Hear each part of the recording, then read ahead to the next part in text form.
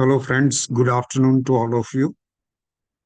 Today, we have with us Professor Dr. Hitesh Raviya, Professor and Head Department of MS University, Baroda.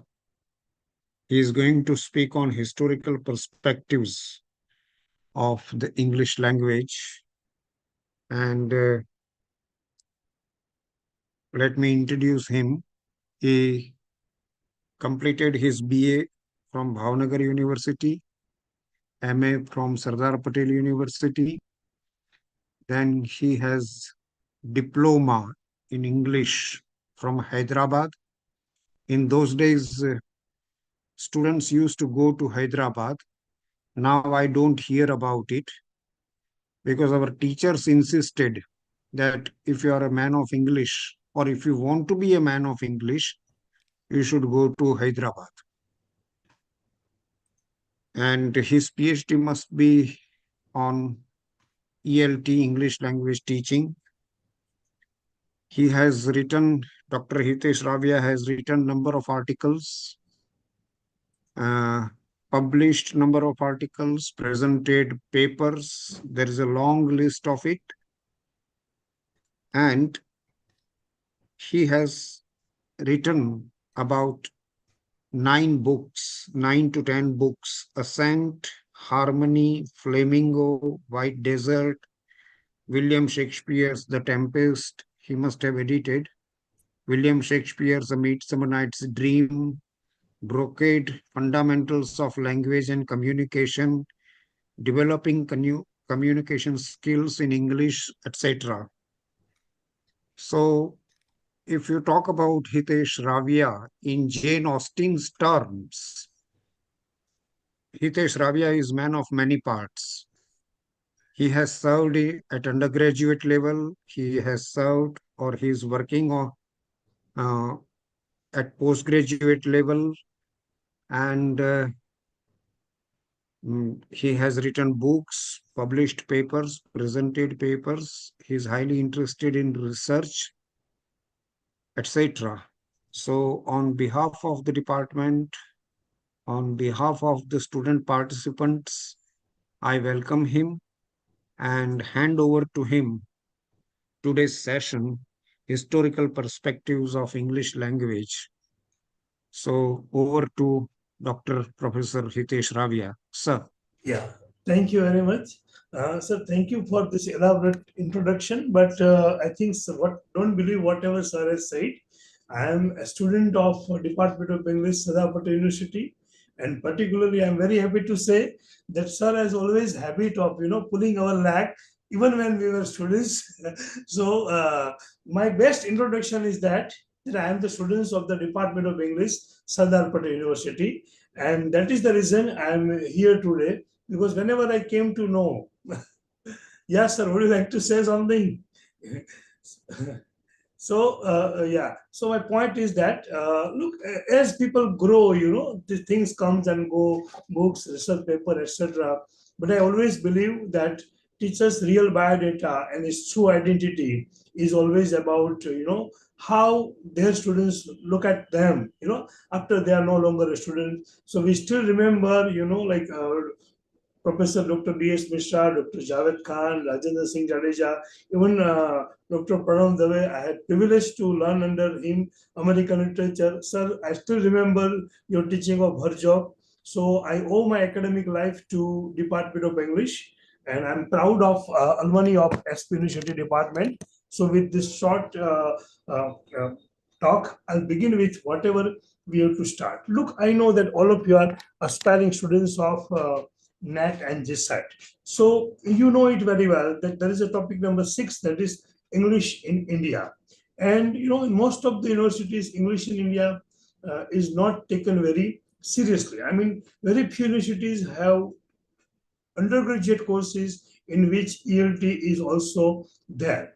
Plus, in many PG departments, I know that English language teaching is not a compulsory paper. But personally, I feel that since now UGC has a separate 6 number point, that is English in India, history, evolution, and future. So as you know that in NAT or GSAT, there are 10 components, and one of the components is English in India, history, evolution, and future. So for that aspect, the history of English language education in India is very crucial. However, you know, very briefly, I will try to do justice to my presentation. Yeah. Can you see this? Yeah. Is it visible? Yes, sir. Yeah. Okay. Yeah. So today's topic is historical perspective of English language education in India. Now we know that we have learned a lot about English literature. We know about Renaissance, Restoration Age. I mean, in most of the schools and colleges, you know, the history of English literature has always been taught very systematically. We begin with revival of learning. But I think as a student of literature, and more particularly if you are planning to appear in your NET examination or GSET examination, it is essential for you to understand the history of English education in India. Means how English came into India, what were the political reasons, which are the geographical reasons, religious. I mean, how the English as a language traveled in India from 16th century till today. I think that trajectory is required to be discussed very well. So the first and foremost point for you to understand is that you know how to connect English. Look, I am sure you must have read Dr. Foster's. If you read Act 1, Scene 1, you know, Dr. Foster's, which was published in 1604, it says, you know, when Dr. Foster's was discussing with Mephistopheles that I would like to sell my soul, and then at that time, you know, Mephistopheles asked him that why, what is the reason, and you know, and there is a whole narrative which Dr. Foster discussed that I want the power, etc. In that, in Act 1, Scene 1, one of the quotation is this: I will have them to fly to India for gold. Now, this is very interesting that in 1604, there is a reference of India for gold and ransom the ocean for Orient Pearl. So, point is that the glory of India, the richness of the India, or the India as a gold bird, you know, had already reached to London long back. And therefore, you know, I'm not surprised with the arrival of Britishers in India in the 16th century. Why? Imagine if Dr. Foster has discussed India in his place. Plus, there are many books, there are many documents in which you also find the reference of India in the text of English literature. That means there is a correlation between English literature and English language, even before the English literature, right? Earlier also you will find many references of it. So point is that English and India always had a very, you know, beautiful relationship. So very quickly, why it is very crucial that discourse of English in education in India is many-sided problems. We know it very well. Even today also we are discussing whether we need English or not. Even after NEP 2020, we are still discussing what should be the policy. And plus, India is the only country in this world which has no national language. Hindi is not our national language. As per the Constitution of India, Hindi is one of the officiating language of India. Similarly, English is also one of the officiating language of India. Meaning thereby, we don't have even one language as well, even today. So that's why you must understand that how it started. So the beginning of English education in India, if you go back very quickly, then you can connect it with the first arrival of Britishers in 1600. So we have to trace the entire history, politically, trade, everything, in order to understand the today's position of English in India. Look, on the one hand, we blame that Macaulay is responsible for English education in India, but we know it very well that we are not able to come out from the maze of English. When India was independent, there were very few English medium schools. Today, you have English medium schools in each and every town. So, Britishers have left long back in 1947, right? But the legacy of English education in India is still there. And why it is still there? That is the whole question. So we can say that English as a language, first entered in Indian subcontinent as a trade language in 1600. So that is the beginning.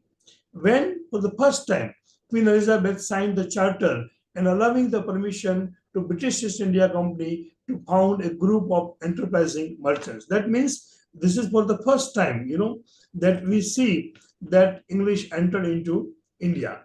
So that is the beginning.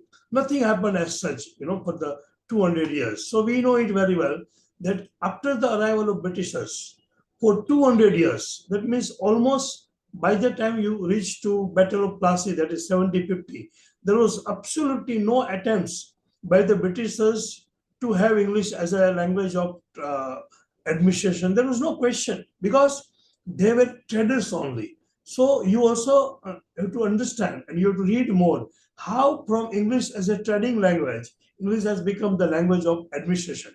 So what were the factors that why and how? All of a sudden, even Britishers thought to start, rather than start, I can say, convert English into the language of India. So that is also very interesting. However, we don't have much time to go through it. But for information, that after the victory of Battle of Plassey and after the victory against the Mughals, for the first time we can see that Britishers led, so British Empire, from East India Company to British Empire, it took around 200 years. So around 1750 or 1760, you can say that British Empire was established. And therefore we can say that before 1800, English, there was no question of English in India. So see, it's a gap of 200 years. So education in India at that time, what was the education in India? So at that time, education in India was being imparted through vernacular languages, through Pathshala, to Madrasa or Maktab.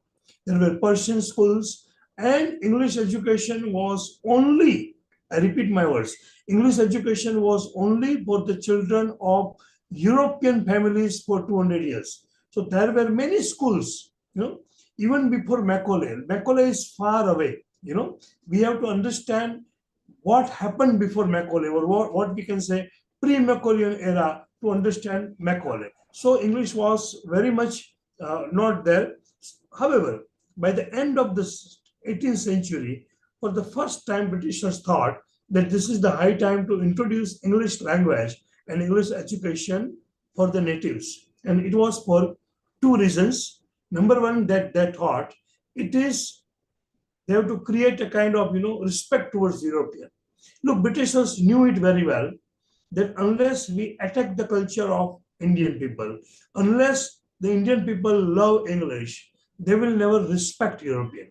And another agenda, which is not, very clearly by the time you come to 20th century, but there is one document observation in which it is clearly mentioned that Britishers wanted to introduce English language for two reasons. Number one, they had their own political agenda, and another, they wanted to spread Christianity in India. So we can say, we can conclude very quickly, from 1600 to 1800, it was a building period. There was no much, I mean, there were not many movements. And during the early period, you know, East India Company didn't recognize the promotion of education. They never thought of any education policy. Like all other companies and like business, at that time, their main object and their main objective, was to gain money by trade. That was it. But only after the 18th century, they thought to control India. And that is why this is very interesting document which generally you don't find in the book of the history. Most of the people believe that history of English in India begins with Macaulay, but actually that's wrong. Look, Macaulay is 1835. Macaulay came to India in 1835. Even before 38 years before Macaulay came to India, here is this document. It is around 190 pages document or report.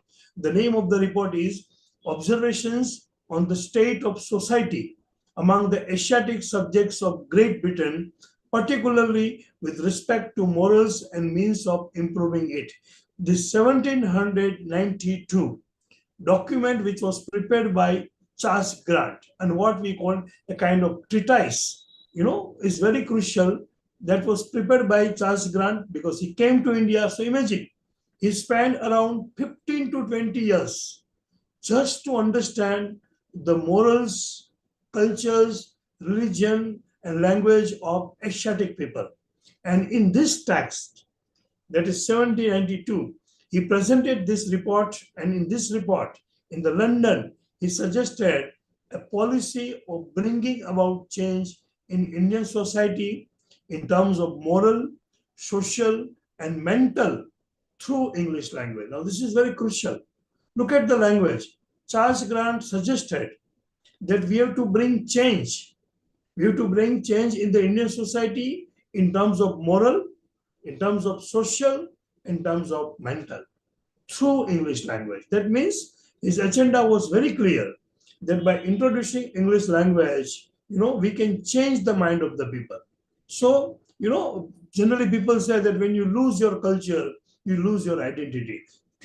And you have seen many movies. I don't want to bring the political agenda here. I'll focus only on academic part. But we know it very well that when you lose your language and when you adopt another language, along with the language, you lose your cultural values, your religious values, several other things. However, that is a different point. So, technically speaking, I think this question was asked in the NET exam as well, that which is the first blueprint of English education in India. So the first blueprint of English education in India is 1792 Observations on the State of India, and not Macaulay.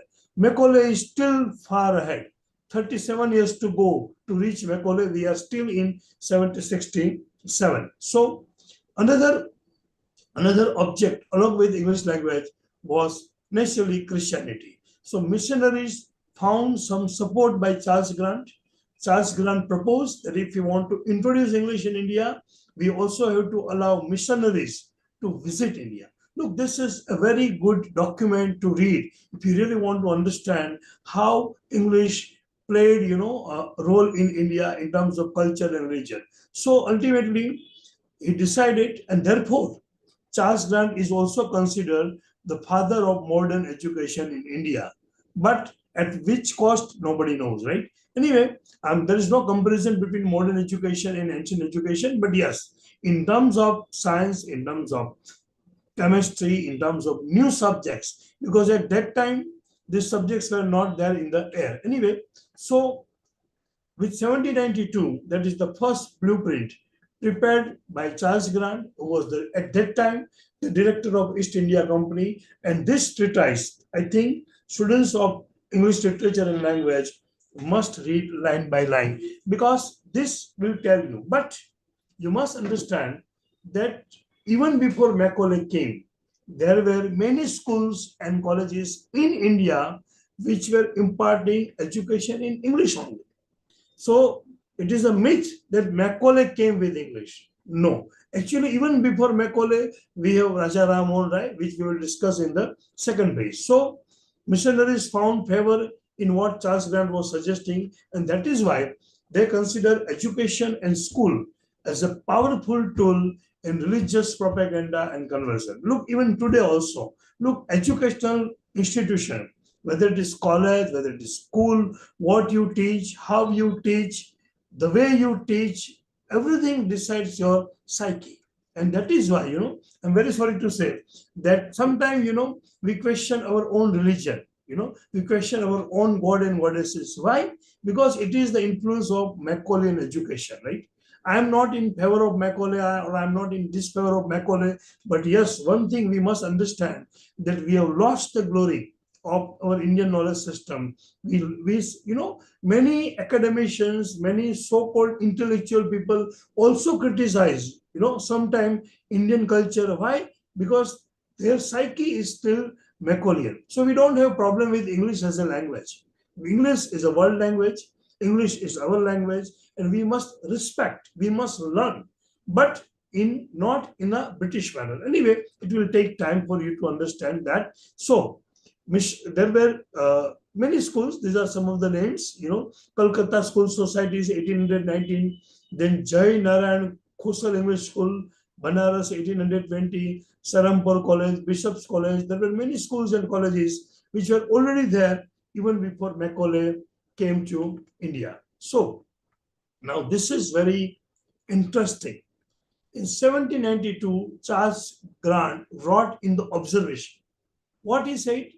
The true curse of darkness is the introduction of light. Look at the way politically, Britishers undermine the Hindus, Indian culture, Indian authors, and Sanskrit and other languages. So the true curse of darkness is the introduction of light. So what is the true curse of darkness? Gurukul Parampara, Sanskrit, Ved, Ramayana, Mahabharata. According to them, that Pathshala education was darkness. And therefore Charles Grant said that Hindus make mistake because they are ignorant, and their errors have never fairly been laid before them. Look at the language. According to Britishers, Hindu make mistakes. Why? Because we are ignorant people. And our errors and our mistakes were never fairly laid before them. And that is why this is one original quotation from Observation.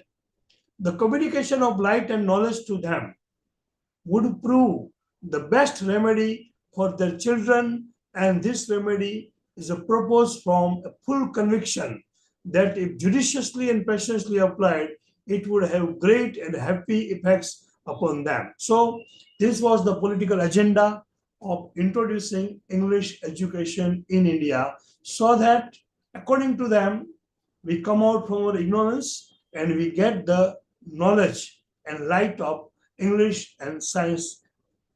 Anyway, so with this full conviction, he finally recommended introduction of English as the medium of instruction in a Western system of education. Now, this is very crucial.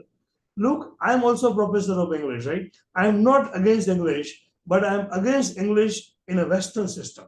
There is absolutely no need to study many canonical texts which were prepared by the Britishers, especially for the colonized people.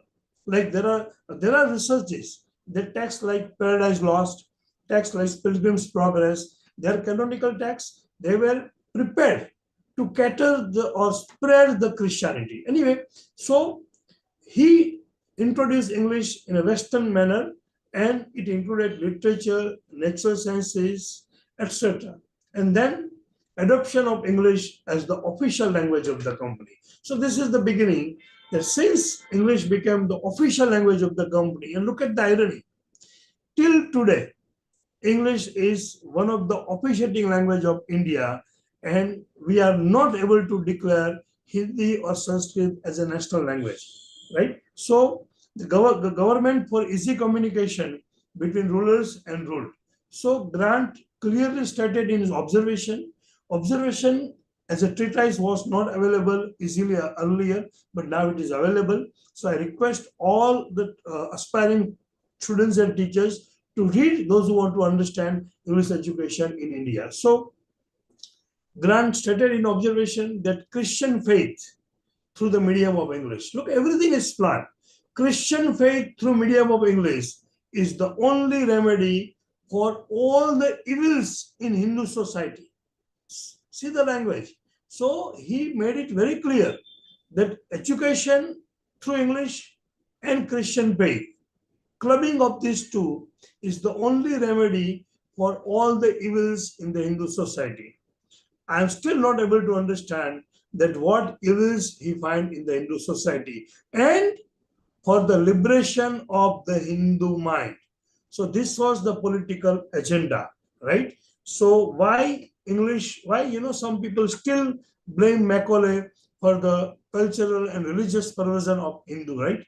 Look, today when you speak the word Hindu, you are considered as something what from alien world, right? So point is that the word Hindu is not used by any other but Grant himself. He knew it very well that Hindus are very powerful, and if you want to control them, if you want to rule them, we have to introduce English in India. Anyway, these are the subjects of research for future as well. So this is a very brief introduction of Charles Grant, and ultimately he came out with Charter Act in 1830.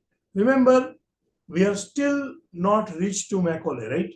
We are in Charter Act of 1883. So Charles Grant introduced Charter Act in 1883, and basically, it was the first step taken by Britishers for the purpose of educational development in India. And therefore, whenever we talk about English education in India, technically we have to begin our discussion with observation, that is 1792-1794 8, and then followed by Charter Act of 1830. Under this act, 1 lakh rupees were sanctioned to promote education in India. What is to promote? English education in India. However, this act failed. It couldn't work much. And then again, this act came for the renewal. Now, by this time, the missionaries prepared for the ground, though there was a hesitation in England. So try to understand. There were agitation in England also that we should not send the missionaries to India and we should not provide education to Indian people. However, ultimately it was decided that Indian people be provided English education and Western education in India, and particularly for the conversion activities as well. And then the officials of the company, on the other hand, right, they influenced the court of directors and for the agitation for the revival and improvement of the literature on the learned natives of India. So you must understand that as a researcher, as an aspiring student, right, you must understand that there were many political agendas in the introduction of English. However, look, I cannot discuss the entire history. I'll just give you some hints. If you like observation, you read observation. If you want to learn more about Charter Act, you read more on Charter Act, because it will go on and on. So ultimately, the basic educational issues, in the Charter Act before this committee were two. There were two primary, issues for them. Should the missionaries be allowed to go to India and work in the territories of the company for the education or not?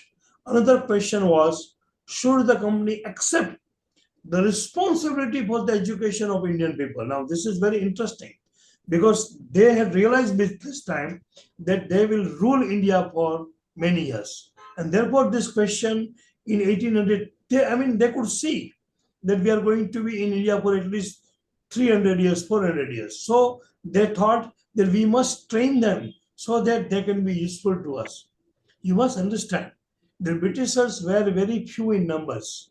Most of the officers in army, employees of the Britishers were Indian only. You may ask this question, that how can it be possible that 10 Britishers controlled 1,000 Indian? But that is what it has happened.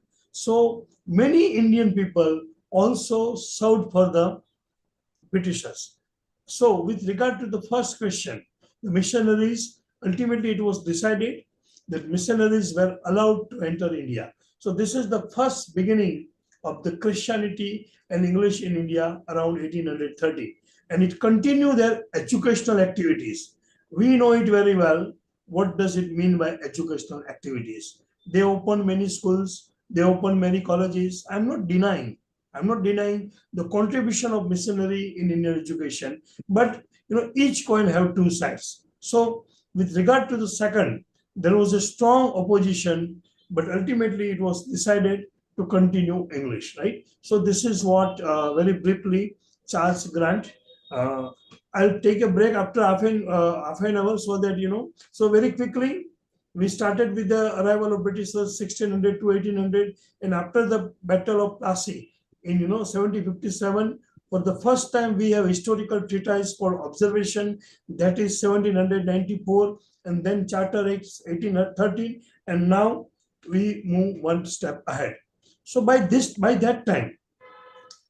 time you reach to 1820, 1820, 1830, the demand for English and English education gave a new direction, the story of English in India. So all of a sudden, there was a demand of English. Even today, we know it very well, that in India, if you know English, you don't have a question of bread and butter. Imagine it was 1820s. So when Charter Act came for the revival of the improvement of literature, right, it was decided that English will be continued, and therefore, by the time you reach to 1830s, many employment opportunities were opened for English educated Indians. So if you know English, you get a good job, you get a government job, you get quarters. You see some of the movies, or the movies of 60s and 70s of Raj Kapoor, so that you realize that how Britishers have controlled India. So by that time, there like movies like Kranti will also give you idea that how Britishers function in India and how many Indians work against India, because they were the employees of, so they were in employment of the Britishers. So by 1830s, employment opportunities were opened up with religious motive of spreading Christianity and political motives of trade, expanding British Empire, and dissemination of the Western culture. English had been got introduced in India. I request all the students to read this line by line. Then ultimately, what was the purpose? Look, we can't undo the history, but at least we have a right to know the right history, right? So whatever has happened has happened. But at least today, when you become a teacher of English, you should know that it is not only William Wordsworth who has given the definition of poetry, but even Muhammad has also written a Kavya Shastra. Problem is that when somebody asks us who is the greatest dramatist of the world, without reading William Shakespeare and without reading Kalidas, we say William Shakespeare is the greatest dramatist of the world. That is Macaulay in English. Anything that is given by West, theory, names, fames, we accept them blindly. We don't realize that look, you ask 100 teachers and 100 students who has given the definition of poetry and which is the definition. 95% students and teachers, after completing masters, they will say Wordsworth. And very famous definition, poetry is a spontaneous overflow of powerful feelings recollected in tranquility. Okay, fine. But what about Muhammad? He has written the entire book on Kavya. What is Kavya, characteristics of Kavya, how Kavya should be read from reader's perspective. I mean, the entire book on poetry. But we don't know Muhammad. We don't know Kalidas. But we believe William Shakespeare is the greatest dramatist of the world without even reading all the plays of Shakespeare. So that is a Western narrative. So my one of the byproduct of this today's lecture is that, so you must understand, they were very sharp, they were very clear. So they introduced English in India. Number one, with the religious motive of spreading Christianity. Number two, political motives of trade, business. All our mines were taken away by them, our gold, our silver. And not only, we are in 1813. Remember the play of Marlowe. 1606, in Marlowe's plays, Dr. Foster says, I want to ransom the gold of India. I want to loot the gold of India. So that is the psyche of the Britishers, right? And that psyche is reflected Even before they really became East India Company, the quotation from Foster's, right, is the evidence that they came to India for political motive. Anyway, plus they wanted to expand British Empire and spread of Western culture. Anyway, Indian people, however, accept it. Not only we accepted it, we further demanded it. We said we want English. So don't always blame Macaulay, right? Macaulay is far away. By 1830, there is a huge demand of English. Not only that, but in Calcutta, Sir Edward Hyde, who was the Chief Justice of the Supreme Court of India and a friend of Raja Ram Mohan Rai, right? They were asking to open a college offering in English education.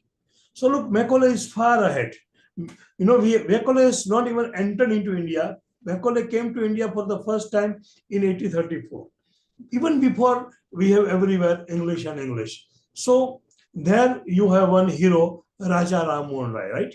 So we have read so much about Raja Ram Mohan Rai when we were in schools in the books of the history. That Raja Ram Mohan Rai is one of the best social reformer, right? So here it is his contribution, right?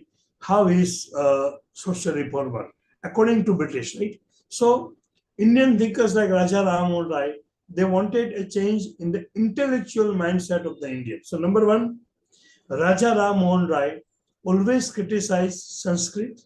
Raja Ram Mohan Rai always criticized the Vedic style of education. Raja Ram Mohan Rai always criticized. In fact, he has written a 10 pages letter to East India Company that why he want a college which provide education in English and why he doesn't want. And therefore, there were two groups: Orientalist and Englishist. We'll talk about that later on.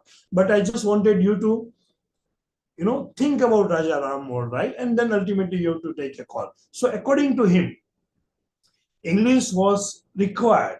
English was needed to modernize Indian mind. And according to him, to modernize Indian mind means you accept English, you accept English culture, you accept English habits, and you dislike your own culture, your own Sanskrit text. That is what he means to say modernize of Indian mind and nourish the growth of Indian thought. And anyway, it means it was an indirect demand for English as the language of education, a medium of instruction, and dissemination of Western morals and values. Look, I'm very clear. Even today, we don't have any issue with English as a language. The issue is the byproduct, English morals and values. So, after the demand of English education, government also changed its strategy and to allocate funds to support English education. As today, British councils, what is the role of British council? British council always support English education and westernized education. Similarly, that time also, right?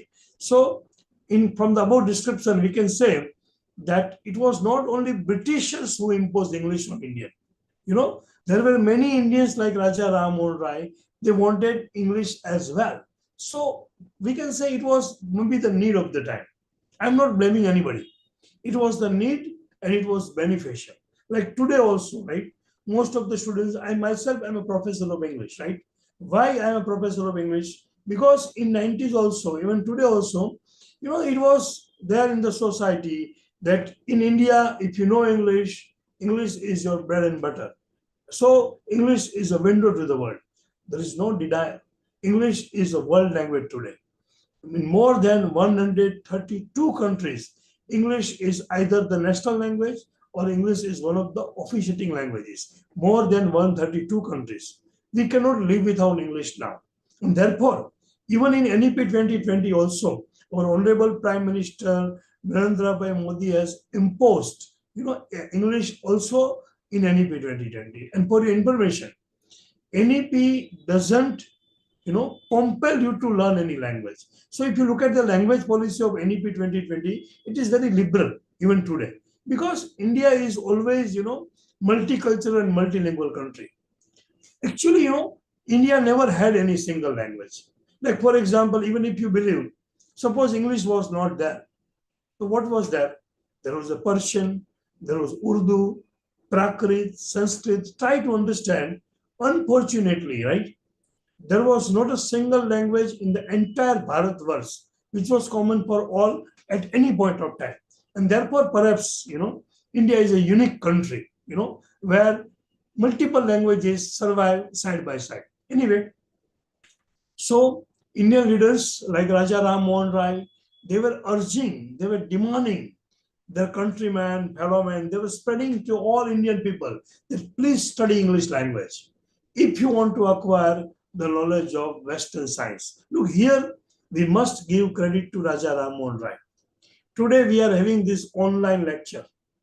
I am at home, you are at your home in different parts, and all of us are connected through computer, through ICT, to Zoom. So it is a technology. It is a Western science. So Raja Ram Mohan Rai was not completely wrong. Look, knowledge of science, chemistry, physics, Western science, computer is also required, but not at the cost of our culture and our religious value. That is it. So the demand for Western knowledge was conveniently turned into demand for English as a language of education, the medium of instruction, and dissemination of Western morals and values. And Raja Ram Mohan Rai wanted a liberal and enlightened system of education, including mathematics. He thought that my Bengali fellows learn mathematics, philosophy, chemistry, anatomy, science, the way in which you have it in Europe. And he also wanted translation. He did not complete in favor of English as the medium of instruction on a permanent basis. He was of the opinion that to begin with, we can have English. Later on, we can translate, but we couldn't do it. In his zeal to support the cause of utilitarian education, Raja Ram Mohan Rai was too harsh in criticizing the Sanskrit system of education. If you want to know what are the views of Raja Ram Mohan Rai, then you read his 10 pages letter, what he wrote to the Britishers about Sanskrit, about Gurukul, about Pathshala, and about Sanskrit education. I don't want to discuss that letter. If I read out that letter, you may not consider Raja Ram Mohan Rai as a social thinker, right? And that letter is very much available in the archival, which you can read. So ultimately, he established Hindu College in 1870. So see, Macaulay is still far away, right? So unfortunately, most of the books of ELT, English language education, they begin with India. That in Macaulay introduced English in India. It is half truth. Look, Macaulay came quite late. Before that, you have a rich history of English in India of 40 years, 1794 to 1835. If we close our eyes, what happened during those 40 years, then we can never understand Macaulay and rest of the policies without understanding the context. And therefore, it is essential to begin with observation. That is 1790s to 1835. Otherwise, that will not be a perfect trajectory. So the object of Hindu College was very clear, to instruct the sons of Hindu. So you must understand that it was a patriarchal society, and therefore the word children is not used. To instruct the sons of Hindus, daughters and sister may not like it, but that is what Raja Ram Mohan Rai was. Raja Ram Mohan Rai was a social reformer, but when he established the college, and this is, therefore I have quoted it. You can check any book of the history that what was the declared object of the foundation of Hindu College, to instruct the sons of Hindus in European and Asiatic languages and science. He was very clear that this is for my people, right? Sons of Hindu means maybe he believed children at that time, A proposal that lectures should be delivered by English professor was made in 1825, and such lectures were given in 1827. So imagine, by 1834, Captain Richardson, who was the officer from Bengal Army, he was made principal of Hindu College. So By 1817, the Hindu college was established with full pledge. By this time, the number of students had greatly increased, and therefore the limit of hundreds had been abolished, and fees were also introduced. Imagine in 1835, there were 884 students. Today, many arts colleges in many villages do not have 884 students. But in Hindu college, which was established to preach English education only by Raja Ram Mohan Rai, had 884 students in 1835. And then if we say Macaulay is the only person who is responsible for English education in India, I think we have to rethink our history, right? So this was the year of Macaulay's minutes and the Lord William Bentinck resolution adopting the encouragement of English education as government policy. So very quickly, we can say that uh, the journey which started, from 1600, now you have the real history, or what you can say, the Macaulay. So it is very crucial, but at that time, that even before Macaulay, you can see that English already existed in India. So first thing I wanted you to understand that English in India is not after 1835. English in India is from 70s, 80s onwards. Even in the 1700s, there were many schools, many colleges. These are some of the examples, right? Like in 1835, right? So in 1890, you had Calcutta School. In 24, you have Committee of Public Instruction, and report of the commission began in 1831. So in short, this is just to give you an idea. And if you want to learn more about it, recently I have got my paper published, which is available online. English in India in the pre-Macaulayan area. It is a 10 pages elaboration that what was the position of English in India before Macaulay. So you can read that paper, or you can read any other documents to understand it. Then you have William Bentinck. Still, we are far ahead of Macaulay. So Lord William Bentinck, who was the Governor General of India, right, at that time, he was the first General of British India who acted on the dictum that the welfare of the subject peoples was main. He was a very good administrator, and therefore he decided that the Charter Act of 18, which provided 1 lakh rupees, must be used for English education. So after Charles Grant, you have William Bentinck. William Bentinck is also responsible for the spread of English literature, science through medium of English to the native population of India.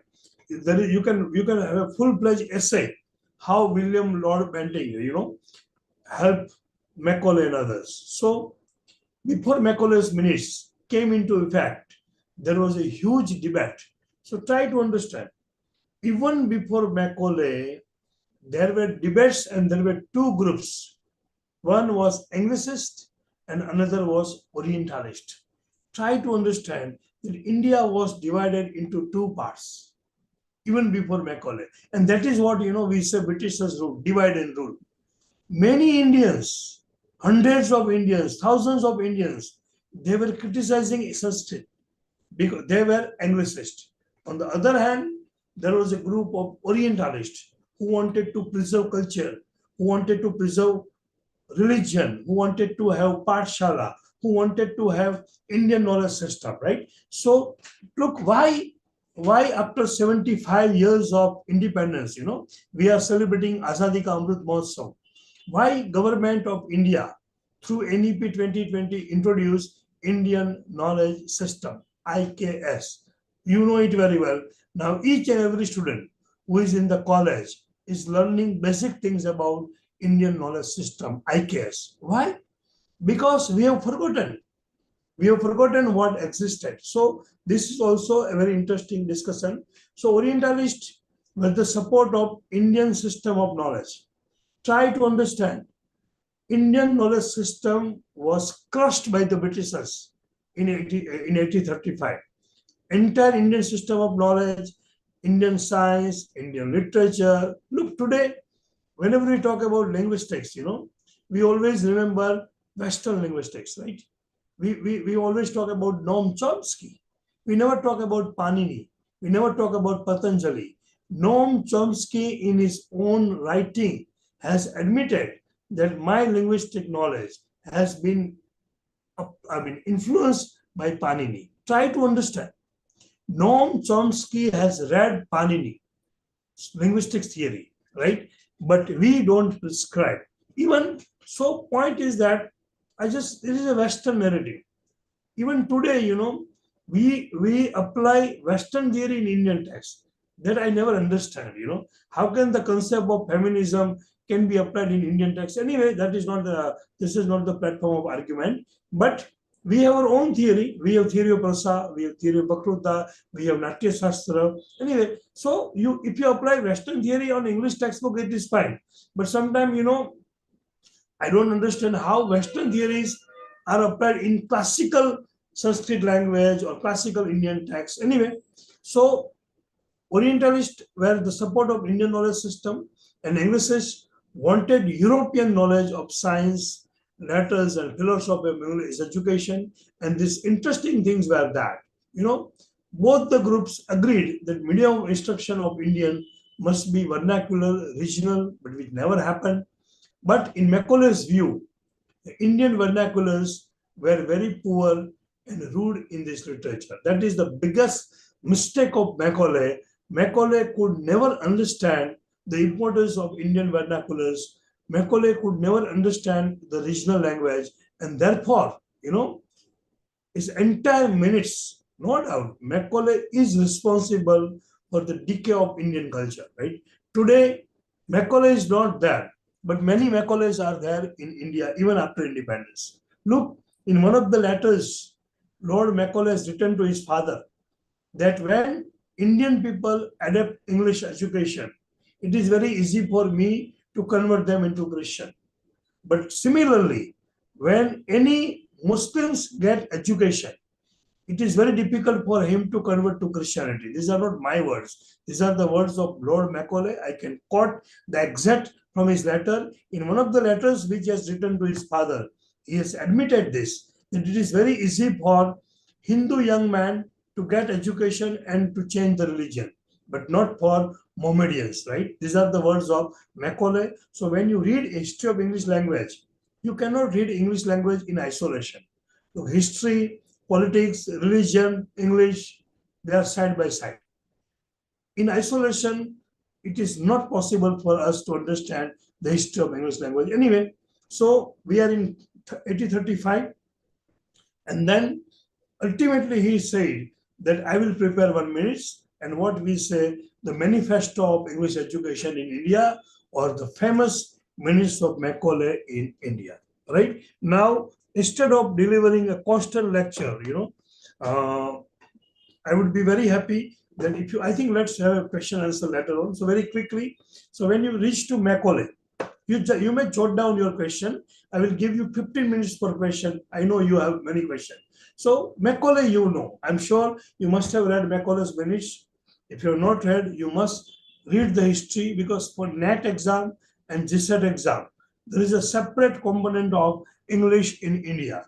And generally, most of the questions are asked what happened before independence. Very few questions you will have on NEP or other things. So the entire history is very crucial. So even Indian thinkers like Raja Ram Mohan Rai wanted a change in the intellectual mindset of Indian, and he also felt that interaction with Western education and modern knowledge would modernize the vision, which nourished the growth of Indian thought, and widen their vision, which reinforced the adoption of English as the medium of education. So Macaulay also is, coming in the same line, and he thought that I will, by introducing English, I will modernize Indian languages and dialect in one stop, but that was a mistake of Macaulay. Basically, there were two clear-cut objectives by Macaulay. Number one, to form a class of people who could act as interpreters between British and the millions whom they govern. Very clear, he wanted a class of people. Here, a class of people means a group of people, limited people. He doesn't wanted the entire India who could act as an interpreter, mediator between British and the millions whom they govern. And second point is very crucial. Unfortunately, Macaulay couldn't implement, or maybe he never wanted to implement. I don't know, but second part was never implemented. What was the second? It is from Macaulay's minute. Reform the vernacular dialects of the country.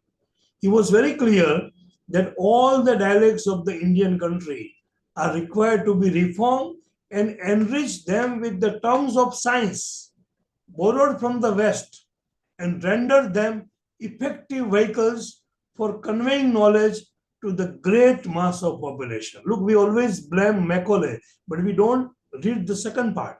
He was very clear that for the mass of population, vernacular dialects, regional language, which can be enriched with the science term. Look, today we have, after NEP 2020, we have engineering colleges in Gujarati medium, medical college in Gujarati medium. NEP 2020 has proposed that engineering and medical should be given in regional language for the first time. That is what perhaps Macaulay envisaged long back, that don't force English to all. English is for a class of people, but for the great mass of population, knowledge of English, terms of science with regional language. That is what, but unfortunately, he couldn't do on the second part. Macaulay was a trusted soldier of Emperor's regime, right? So Macaulay's minute is very clear. At the same time, it is unambiguous as well, because what he said, I quote, we must at present do our best to form a class who may be interpreters between us and the millions we govern. A class of persons, Indian in blood and color, but English in taste, in opinions, in morals, and intellect. This is a very dangerous statement. He wanted a class of person. Which person, which type of people? Who will be Indian in blood and color, but English in taste, in opinion, like Raja Ram Mohan Rai, right? Indian in opinion, in moral, or in intellect. In short, he wanted a class of people who can support Britishers. If you read the history, you realize many Indians have supported Britishers at the cost of Indian values, right? It is very ironical that those who supported Britishers, those who criticized Sanskrit, those who criticized Pathshala are described in the books of history as social reformer, right? Anyway, you read and you decide.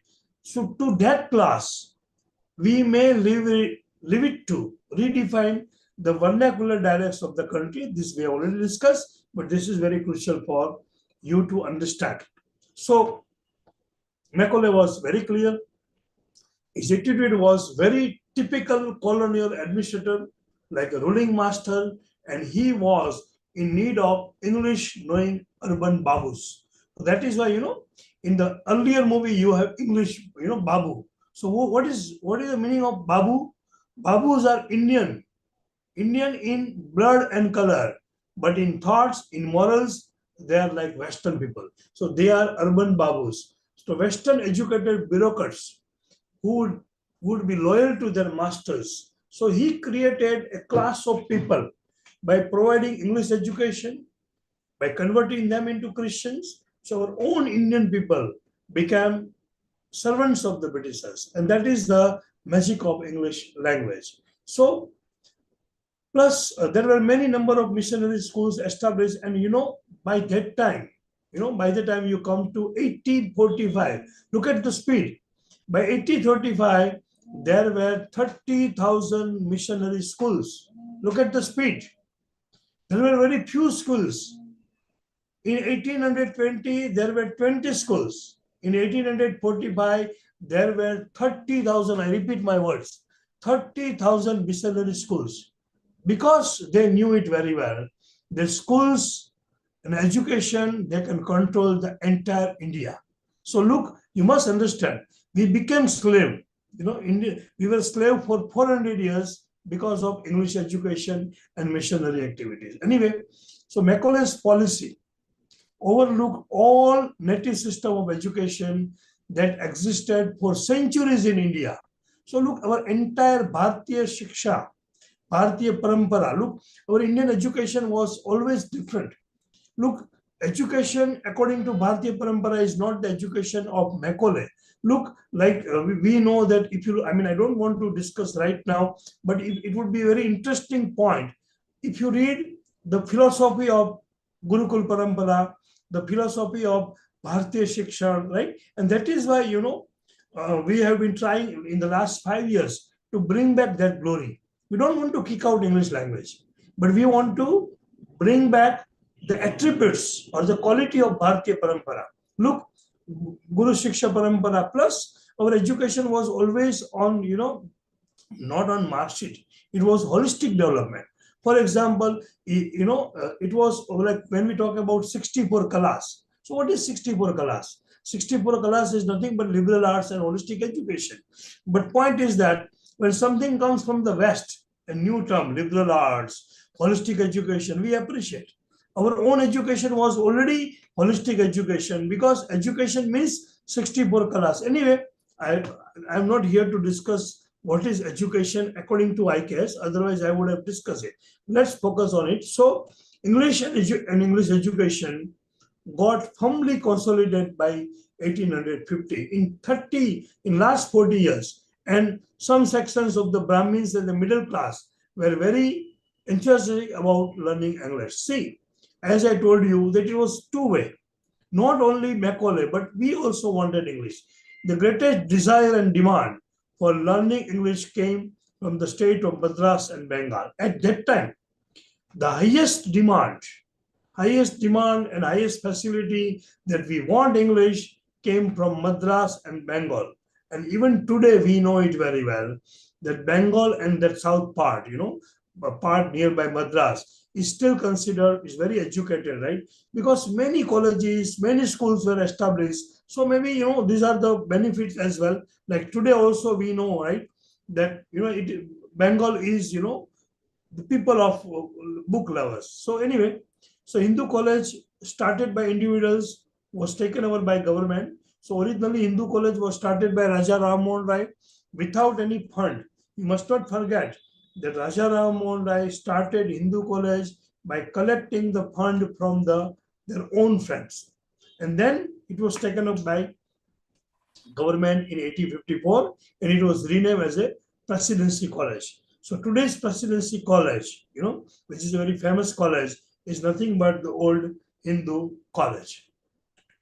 So Macaulay's doctrine, right, becomes synonym with the notion of student effort to impose English on the people of India. But we know it very well. There are many scholars who point to the similar nature of the series of policy decisions, right? And we know that it was not only Macaulay, right? Not only was the replacement of other languages, right, of the Indian people, but there were many. Anyway, I'll just skip out this. In short, right, last I quote, in his minute, Macaulay states, it is impossible for us with our limited means to attempt to educate the body of people. Rather, the Anglicist policy would be aimed at forming a class who may be interpreters between us and the middle. So it was very clear. He wanted only Anglicists. He never wanted Orientalists. Anglicist means those who do not believe in Oriental philosophy. Later on, Anglicists were given new terms as leftists later on. So, in short, Macaulay advocated the intention of creating class of people. This we want to discuss. I don't want to take much of your time. Anyway, yeah. So, very, very quickly, we have discussed from 1600 to Macaulay. Now, things are very easy, Now, in India, right, if you can see that the policy is very clear, and I'm sure that most of you have read much about English in education, what happened afterwards. So the rest of the part is, more or less very familiar. So what I feel that in India, you can do one thing. The first part, that is the arrival of Britishers till Macaulay. Then Macaulay to independence of India. And then after independence, whatever has happened. So in short, broadly speaking, we can divide the history of English education in India in three parts. Number one, pre-Macaulay period, including Macaulay, that is up to 1835, because that part is a very crucial part. And then 1835 to 1947, that is second part. And the third part, how after independence, English again became very prominent. We know it very well that today we have more than 100 times more English medium schools than what we were in the at the time of independence. Anyway, so our second part is this. 1 minute. Yeah.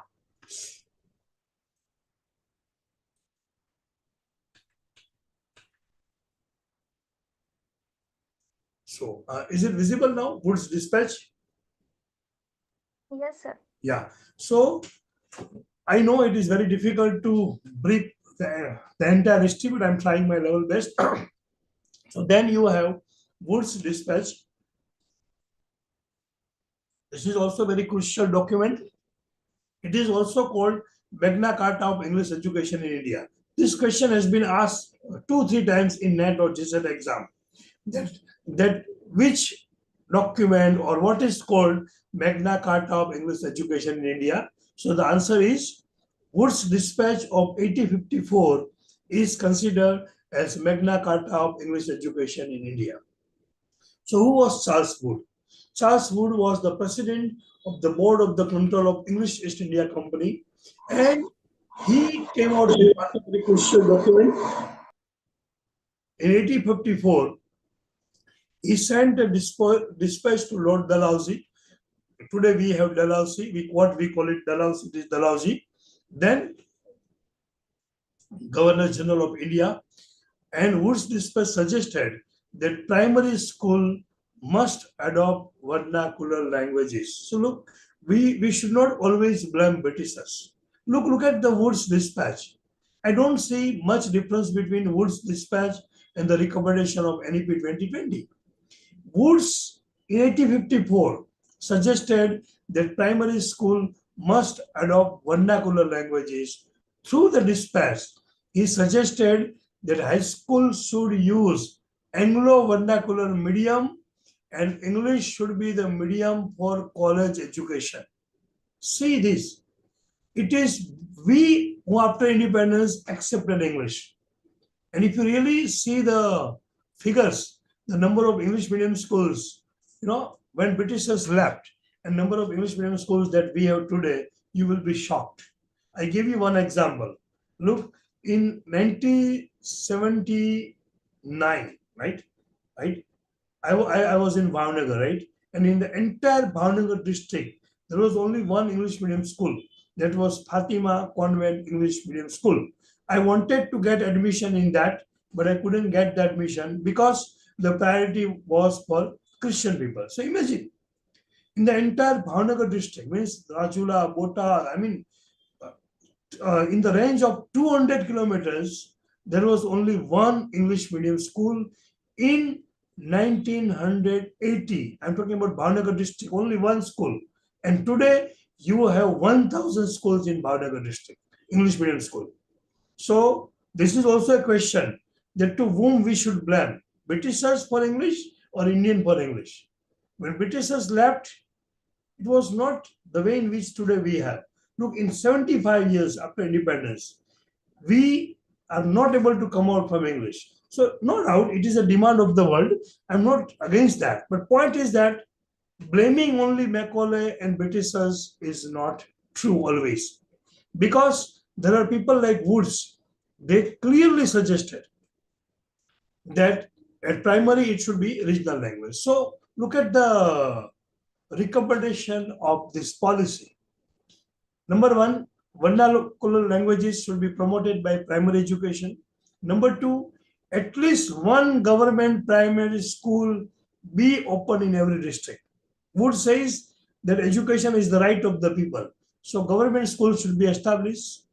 Universities on the model of London University be established like Mumbai, Madras, and Calcutta at that time Bombay.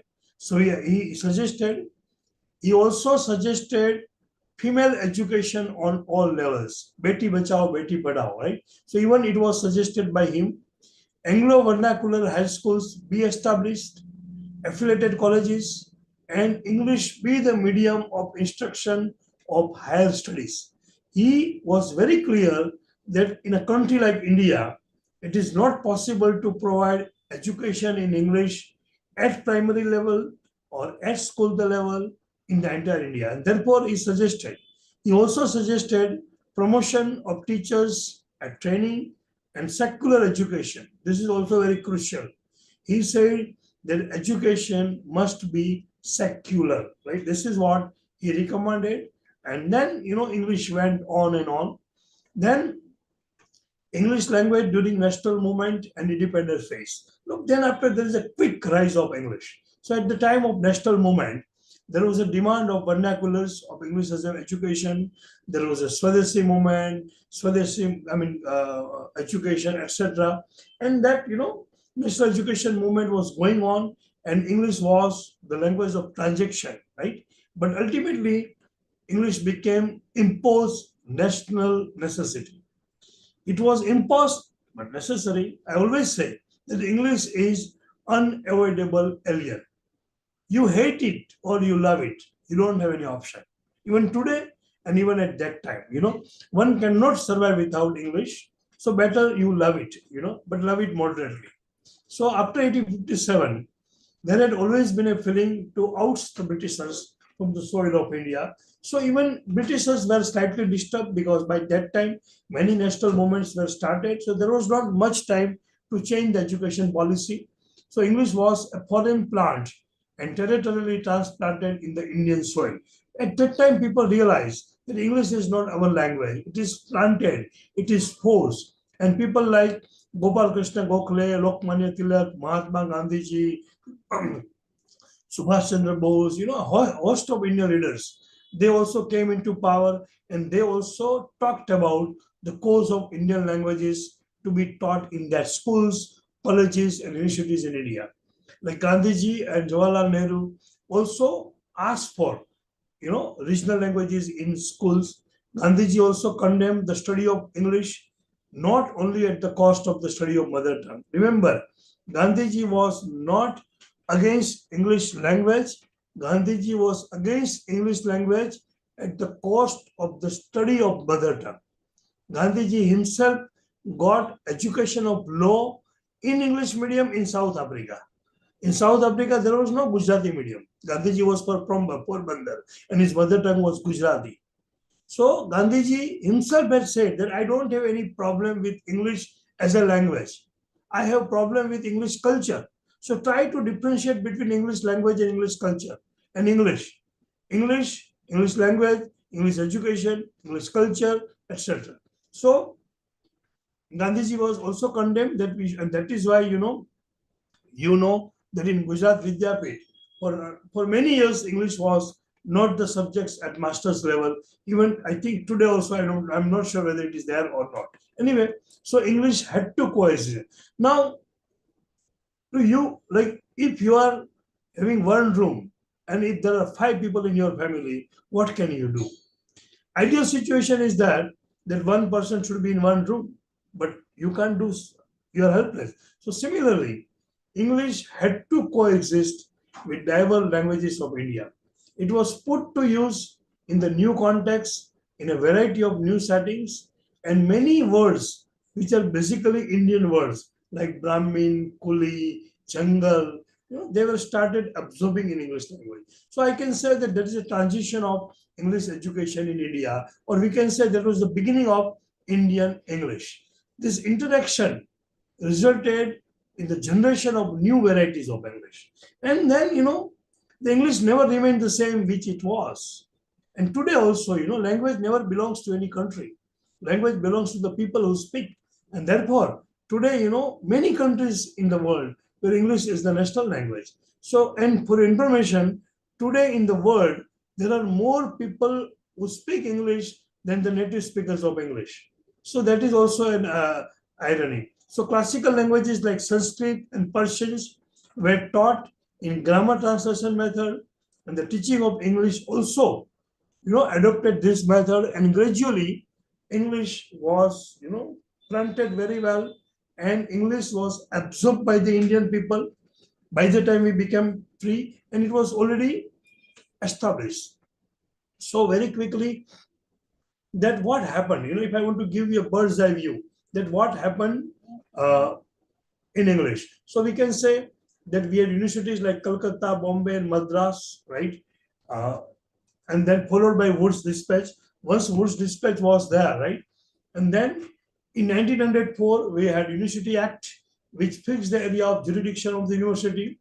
Then you have passing of the resolution of education policy in 1913, which assigned the distinct spheres of activities to the different university. Then you have Calcutta University Commission 1909, and then primary and secondary education, all children's natural interest about Wood report 36-37. Similarly, you have Sargent Committee report of 1944. So all these reports, all the education policy promoted English in India till we became independent, right? So by the time India became independent in 1947, the issue of language of instruction had been solved. There was no discussion. There were no two groups, no Anglicism, nothing like that. The argument and the division that started in 18th century, everything was resolved. Regional languages and mother tongues, they were accepted as a medium of instruction. So it is a birth of English, with English as one of the subjects from standard 5th to 8th. I don't know, but there are many people in Gujarat today, who have studied English from standard 5th to 6th. There was a time in Gujarat when English was one of the compulsory subject from standard 8th. That means in 8th, you learn ABCD. Then it came to 5th. Now, thanks to the government, that English is one of the compulsory subjects at the schools level from standard 1st. In the central board, English is one of the compulsory subjects in standard 10th, 11th, and 12th. Even in Gujarat also, Gujarat board, English is one of the compulsory subjects in standard 10th, 11th, and 12th. That means you have right to study, whether you want to study Gujarati or Hindi if you are from CBCS board. That means if you are in English medium school today, English is compulsory, then you have a choice of Gujarati, Hindi, or Sanskrit. In Gujarat board, Gujarati and English is compulsory, right? But English is essential whether you are arts graduate or science graduate. You must understand that now these are historical facts. The reality is that we are in 2024. And what is the position of English in India today? The position of English in India today is very clear. English is one of the officiating languages of India. English is the language of the court. If you go to the Gujarat High Court, you cannot file your civil application in Gujarati, but you have to file your civil application in English. In entire India, any High Court of Punjab, High Court of Haryana, High Court of Maharashtra, wherever you go, all the cases, that means English is the language of legal studies in India, right? You cannot argue in Gujarati in the High Court. You cannot argue in Hindi in the High Court, right? This, I don't know, I'm not in favor of this. I'm just giving you the picture of English in India, which was planted by Charles Grant in observation. So the journey from 1794 to 2024, today, nobody is ready to study in regional languages. All of them want English. Why all of you have studied, including myself, we opted for BA English and MA English because we knew it very well that India still requires people who knows English. However, so in short, we can conclude, I will not discuss the second part, that is English in India after independence, because it requires again 2 hours separately. So I'll try to revise certain things, and if I get a time, I'll just give you bird's eye view. So we can conclude, right, that in the early years, it was 1600, 1800, the language was very formal, a style variety. In the later part, 1850 to 1940, it was a different varieties of English, right? So in short, we can say that after 1920, till the dawn of Indian independence, right? National movement, Raoul Temple Conference, economic deadline, World War II, there are many reasons that cumulative effect of these events was that the government could not implement any changes in regard to that policy. Now that is okay. They couldn't change the policy. But even after independence, we couldn't change the policy. That is the question. So, to conclude the first part, English before India, we can say that English language came with English rules. It was soon enthroned as the officiating language. Macaulay had aimed as being the medium of instructions in our schools, colleges, etc.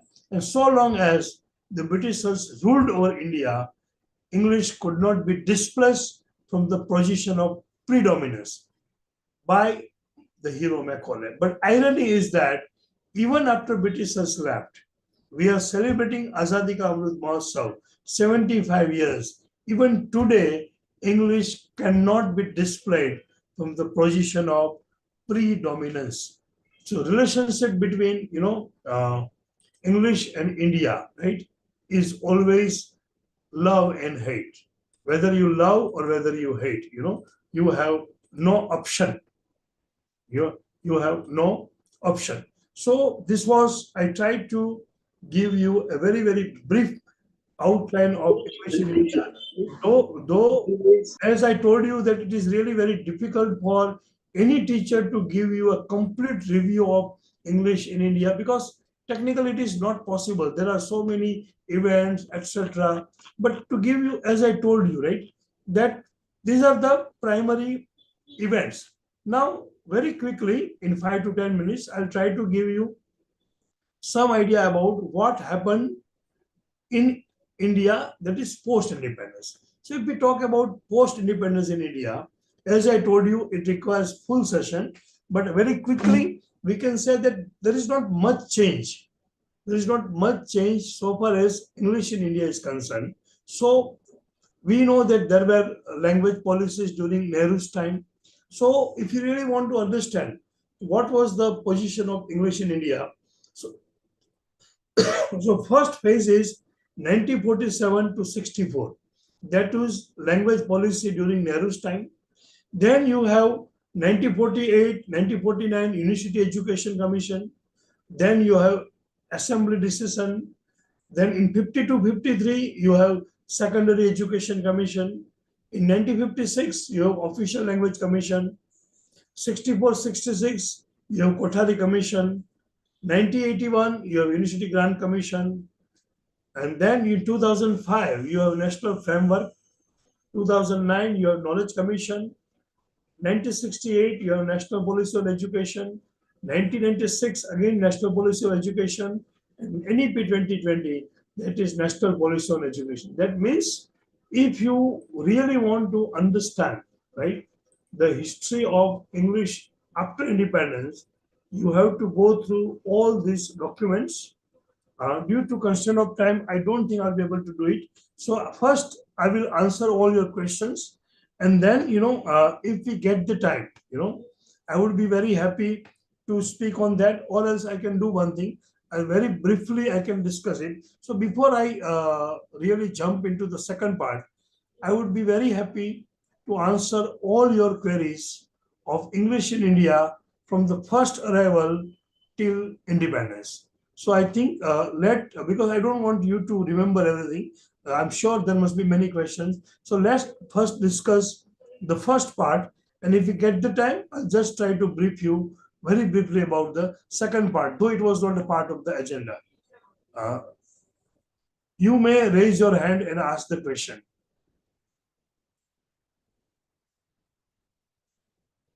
Questions, please. students, if you have any query, any question, any part you haven't understood,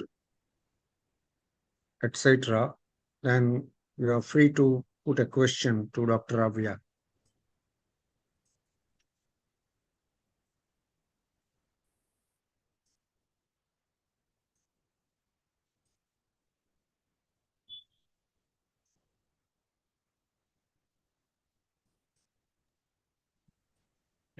I think they have no questions. You can start with second part Okay, I'll do that. because this is history and Yeah, you yeah, know very informative history. yeah. So So maybe they have they grasped. got the information Yeah, that first. yeah. Yeah, I have not And yeah, yeah, no, yeah, very informative history. yeah. So maybe they have They grasped. got the Yeah. information that first. Okay, so look, I have not. Yeah, Uh, yeah, very. okay, so let's begin with English education in India. That is, 1947 to 20. So as I told you that is again a very long history, right? But if you really want to understand, then what I feel that look, there is not much change. First thing that you must understand that there is not much change in the policy so far as English language is concerned, right? I'll stop sharing for a while. Look, immediately after independence, what happened? There were many discussions in the assembly, and look, personally, I feel that India had an option to make either Hindi or Sanskrit as the national language. You must understand that after independence, at least for 4 to 5 years, there were discussion whether Hindi should be made national language or not. So there was a commission established by the government of India that can we make Sanskrit as a national language or not. But fortunately or unfortunately, those reports were never discussed. Meanwhile, Jawaharlal Nehru proposed that let English also be one of the officiating languages for 10 years. So try to understand. English was introduced in the assembly as one of the officiating languages only for 10 years. But then again after 10 years, when the discussion came that what should we do? Should we have Hindi as national language? Should we have Sanskrit? But due to political reasons, which I don't want to discuss, India couldn't declare. If I feel that we had an opportunity at that time, now it is not possible. Because now the English is rooted in India in this 75 years in such a manner that even if you don't like, even if you hate, you can't undo. So that is the problem. I mean, you know the problems, but you can't really live without the problems. So the condition has reached in India today, that English has become as good as a national language. We are not ready to accept it, but we know that even after 75 years, we are not in a position to declare Hindi as a national language. Why? Because there will be a lot of resistance from many states now. So I think we have lost the opportunity, and I think we will never have any national language in India. This is a fact on the paper because it's really very difficult. Anyway, so when we talk about the different commissions, as I told you, right, that what was the post-independence scenario? So look, we had many writers like Mulkraj Anand, Arkanara, right? All of them, came into the scene, and we know it very well that even English became very, Indian English became very powerful. So the writers also, Indian English also, propose English in that manner. So for the first time, we had, English literature in India. So in short, personally, I believe that there was no change. Britishers left English in 1947 and we nurtured it. We watered it. We planted it. It is a fact on paper that English has increased in India after independence in terms of the number of students, in terms of Indian schools, colleges, etc. So, as I told you, that we can divide the first part, that is Nehru's policy of English, that is 1947 to 64. During those times, English was popularized. Nehru promoted English extremely, and therefore, the status of English, because Nehru himself used to say that I'm an Englishman, right? So point is that during Nehru's tenure, right, the English flourished very well. And Nehru was aware of India's divide between classes and masses. So he knew it very well that English as the language will also be a kind of divide. So look, ultimately it is politics. So earlier they used to rule by caste, but then English also became caste. Caste in the sense people knowing English and not knowing English. And as a result, English couldn't be the country's officiating language, right? And it went on and on. So ultimately, once Nehru's tenure gets over, right? Many we had new education policy. So in 1959, Nehru made a significant pronouncement. This is very crucial. So he assured that decree would be imposed to no language and English would be continue as associate and supplementary language for the for the world. Sorry, for the India. That means in 1859, Nehru made it very clear that no language will be forced. And there were many language riots. People tried to impose Hindi, but we couldn't do it because the people from the south, there were resistance. And Nehru always wanted English. Nehru, some historical documents say that Nehru tried to force Hindi as well, but it was not possible for him because of the political scenario and resistance. So, in short, the battle between Hindi and English was going on during the Nehru's tenures, and there were absolutely no option, nothing happened, and English continued its way. So then, as I told you that we have different education policy. So English became a kind of, devising among Indian. Country had one, actually, the country should have one language, but India, in different situation, had two language. In that case, there was one more commission, that was University Education Commission. Now this commission distinguished between English as the medium of teaching and English as a foreign language for study. Most of the books you have English as a foreign language. So this distinction, English as a medium of teaching and English as a foreign language, was brought out by this commission, and the study of English as a tool for knowledge was the need for Indians. So again, University Education Commission also promote English. I quote, English, however, must continue to be studied. So this commission also said that English must continue to be studied.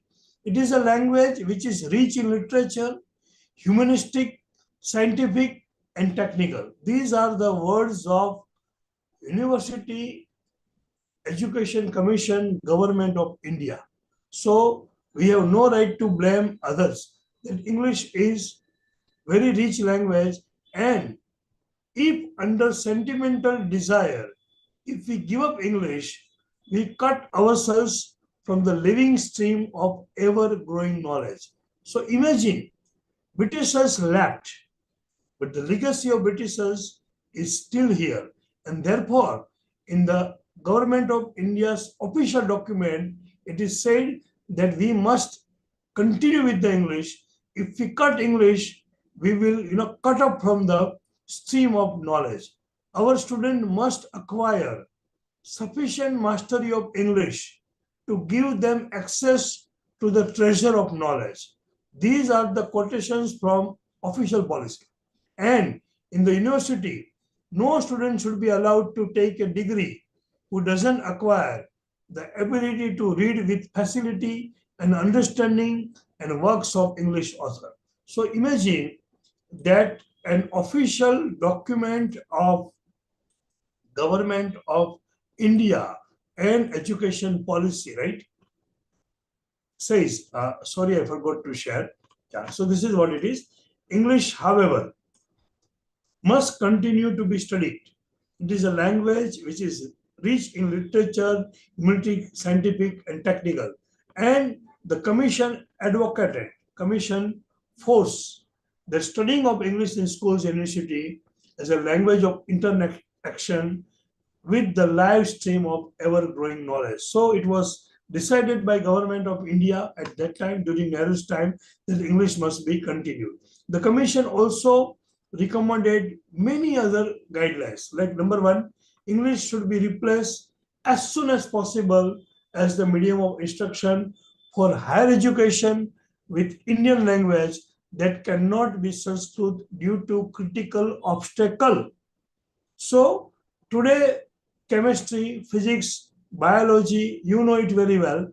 Most of the subjects are taught in English in most of the university or maybe in regional language. So it was this policy which said that it cannot be Sanskrit due to critical obstacles. Second point, student at the higher secondary and university level should be taught three language formula. So we have now three language formula. But which are the three language formula? We always use, like all of us have studied in three language formula. That is regional language, the federal language, and the English.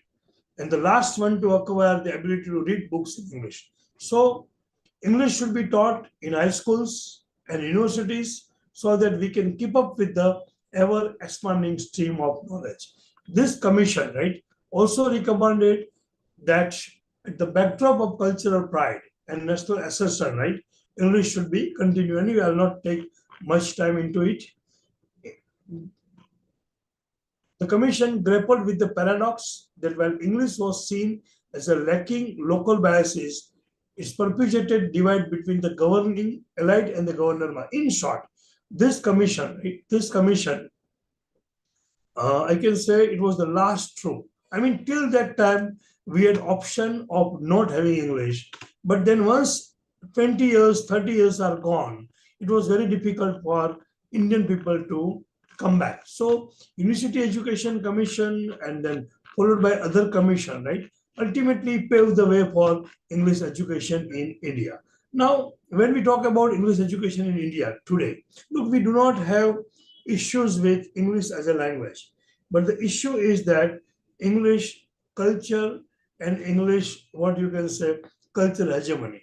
For example, you go to any schools in India even today, in most of the schools you have nursery rhymes, and most of the nursery rhymes like Jack and Jill. Now try to understand all the rhymes of Jack and Jill, Chubby Chicks. They create cultural hegemony.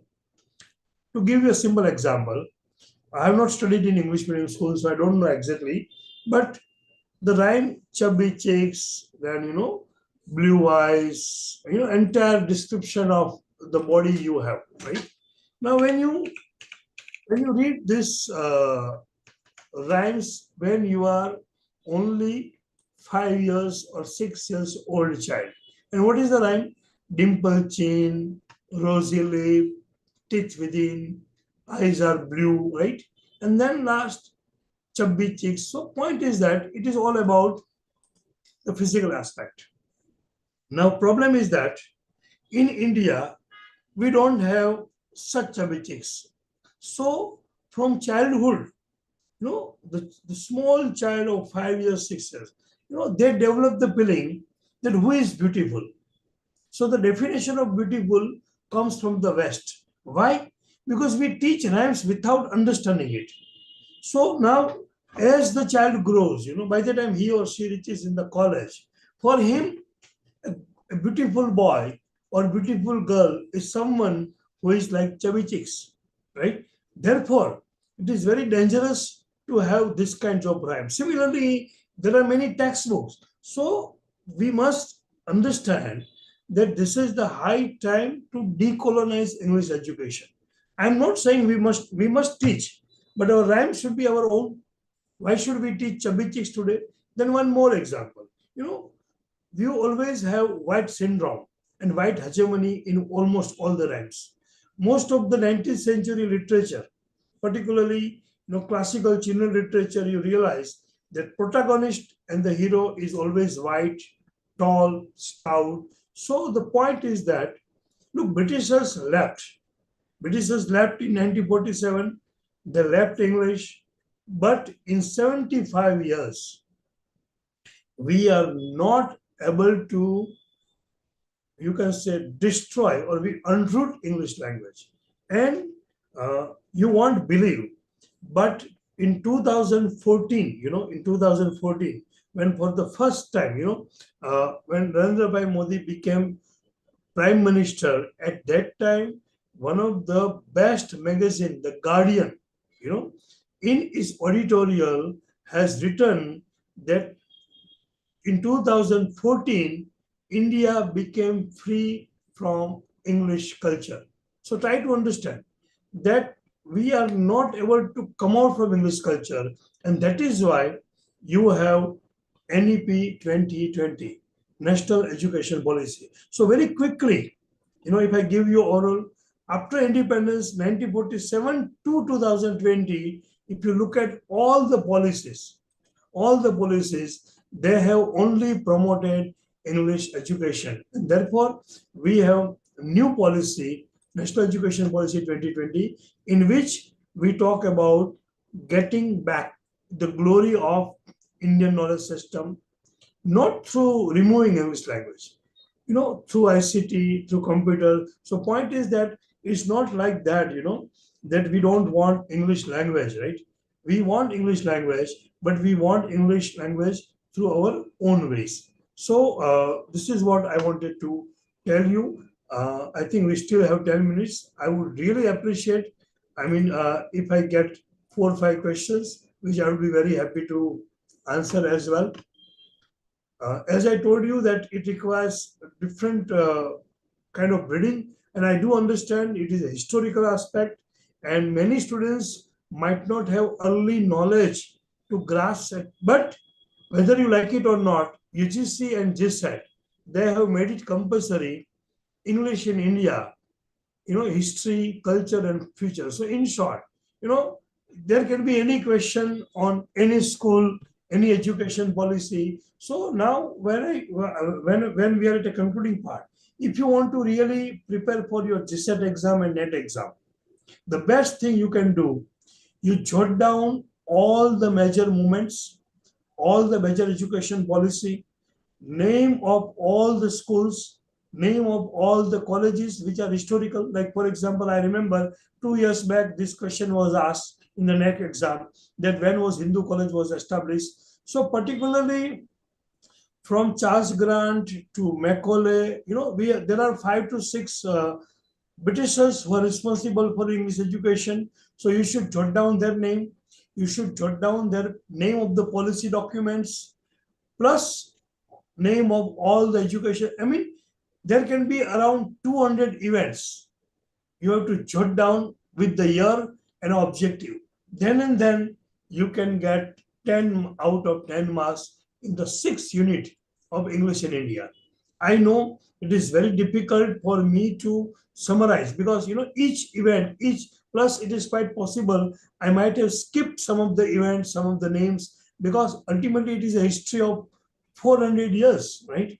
But my experience tells me that in unit number 6, you will have 6 to 7 questions on English in India before independence, and 2 3 questions after independence, generally on education policy. So ultimately you have to study everything related to English from 1794 to 2020. You should know the name of, Kothari Commission. So very briefly, you just write down Kothari Commission and position of English in Kothari Commission, what Kothari Commission say, what University Commission say, what new education policy say. So you have to study in the context of English in India. I hope I have given justice to my work. Thank you, sir. And I still have 10 minutes. I'll be very happy to reply their questions if they have any. Sir, Yeah. can you please briefly explain about Orientalism? Okay. Not exactly Orientalism, but there were 2 groups, Orientalist and Anglicist. So Orient, like for example, in MS University of Baroda, we have Oriental Institute of University, right? So Oriental means what? Classical, Indian knowledge system. So there were two groups, Orientalist or group. I mean, the people who are the part of that group, they wanted English. They never wanted English education. They wanted Indian knowledge system. They wanted Pathshala. They wanted to continue the education which was there in India. So try to understand, before Britishers came, what was the education system in India? So in order to understand that, you have to understand Bharatiya Shiksha Pranali. Okay, what was the Bharatiya Shiksha Pranali? So education through Pathshala, education of virtues, culture. So in short, a group of people wanted to continue with the same style of education which we had for hundreds of years. And another group, Anglicist. Anglicist means those who were in favor of Britishers, those who were in favor of the British ideas, those who were in favor of the education policy of Britishers. And Raja Ram Mohan Rai was the leader of Anglicist group. Raja Ram Mohan Rai did everything which Britishers wanted for India. If you read Raja Ram Mohan Rai's letter of 10 pages, which he has written, and the way in which he has criticized Indian knowledge system, Sanskrit, you may not perhaps appreciate Raja Ram Mohan Rai. But we have only one picture, right? And that is why history, why there is a need to rewrite history. Because we have always seen the history from one perspective. We have been taught only one part, that Raja Ram Mohan Rai was responsible for the removal of Sati Pratha, right? Okay, I'm very happy that Sati Pratha was removed, right, by Raja Ram Mohan Rai and Britishers. But you have to read it. So these were two groups. Both of them were fighting. One for retaining the identity of India, of Indian education system, and Bharatiya Shiksha Parampara, and another Anglicist group who were in favor of Macaulay education. So there were two groups, right?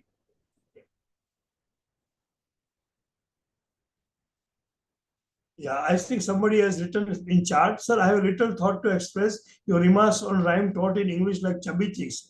Physically impacts reminded me of Gujarati rhymes. Kan mara nana bhai sambre de dhyan. Our education and language teaches something like, yeah, I agree. That, I fully agree. And that is why the selection of content in the primary education is very crucial. Many Gujarati poems as well. I mean, I'm not saying only about English. But what we teach in rhymes, what we teach in nursery, what we teach in the school, ultimately our mind, I studied in Dakshamurti school, so I know it very well. We had one book, by Gijubai, Perak Prasango. So, we used to read those Perak Prasango in. So, my point is that what you read in standard 1 to 4th, ultimately it builds your character. And therefore, English, we don't have problem with English education, but too much of westernization culture ultimately breeds contempt, right? I hope I have answered your question, madam. I would be very happy. We still have 5-10 minutes. You can Yes, type sir. Questions, you make some observation. Yeah. Why English has remained with us. You can say something about it. Yeah. You are living in India. You have offered English, and you know the need of And English. not only that, sir, when sir was doing MA English, there were 10 students in MA English. And when we were doing, it was difficult to get admission, right? And today we have 600 MA in Sardar Patel University. I remember that there was a time when there were 10 to 12 students in MA English. There were no takers. So this is also a reality, right? Number of English medium schools have increased. Number of MA English. Look at today, I think we have 600 MA only in one university. So why?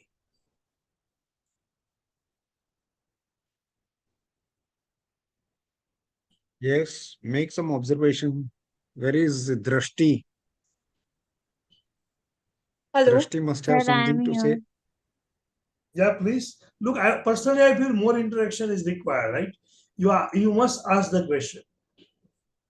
Sir, it was really a very informative session, but all it was history, so I guess what to question which has already happened. in history. And personally, I feel, sorry, I'll add one thing. Whatever I have discussed, don't believe it blindly. Look, it may be quite possible. There may be some of my personal views, but you must try, to do research on your own.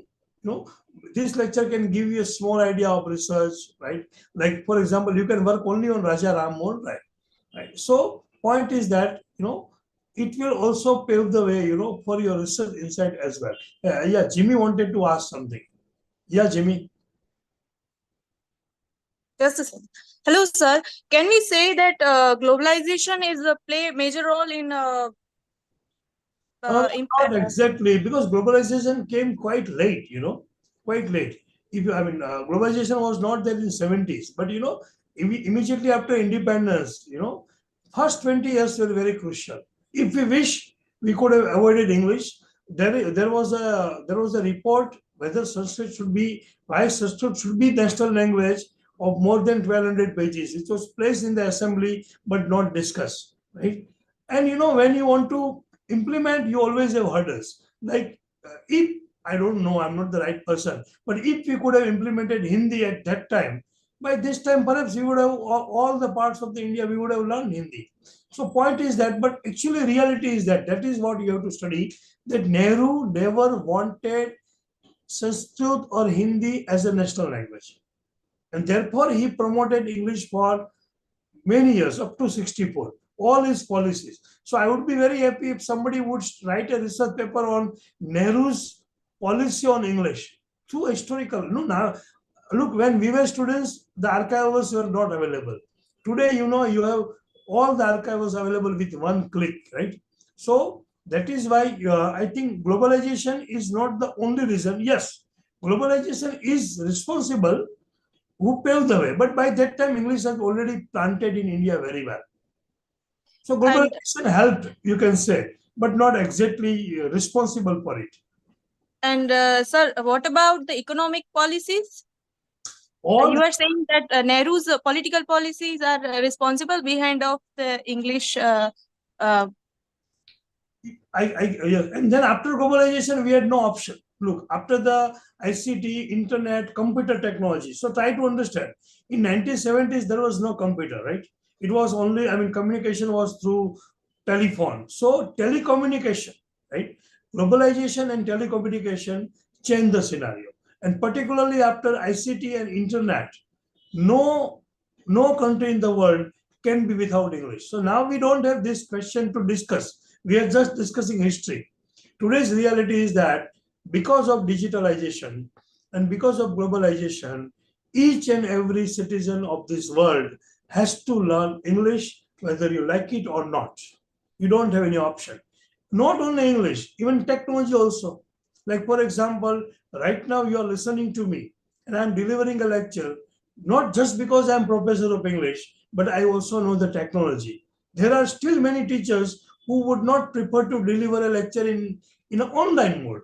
So you won't be able to listen to that. So this is also reality that as a teacher of English, in the coming times, you have to acquire your digital knowledge as well. So now you have two things, not only English and digital skills side by side. That will help you. So it is always the need of the time. So English emerged because it was required. Hundreds of factors are responsible. You can't say it is the factor. There are many factors which are responsible. Like, who could have stopped India after independence to stop English medium schools? India could have declared, now let's stop unlearning English. But we couldn't do it. Yes, very true, sir. Thank you, sir, for your answer. Excuse me, sir. Yeah. Sir, but that is also a fact that Sanskrit has the base for many English words. As we know, many words of English are taken from Sanskrit, and many Sanskrit words we use in English. Like, we don't have particular words in English. So the base of the language is in Sanskrit, the traditional language only.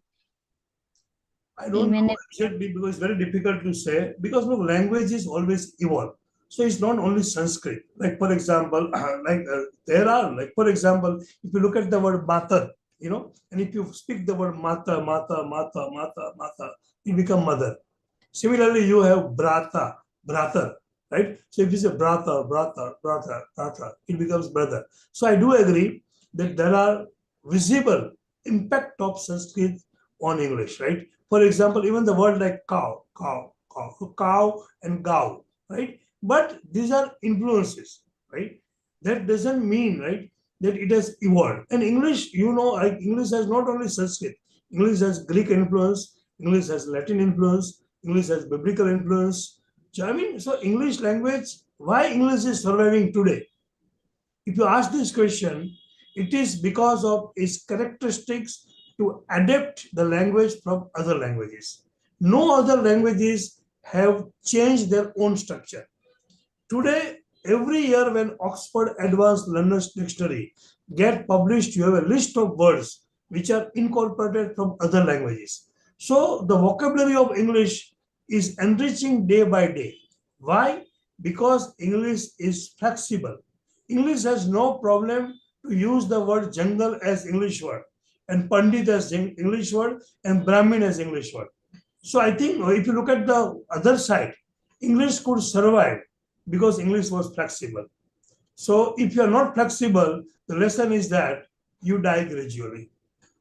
Many languages in the world, right, they have gradually died. Why? Because they were not ready to change the structure, right?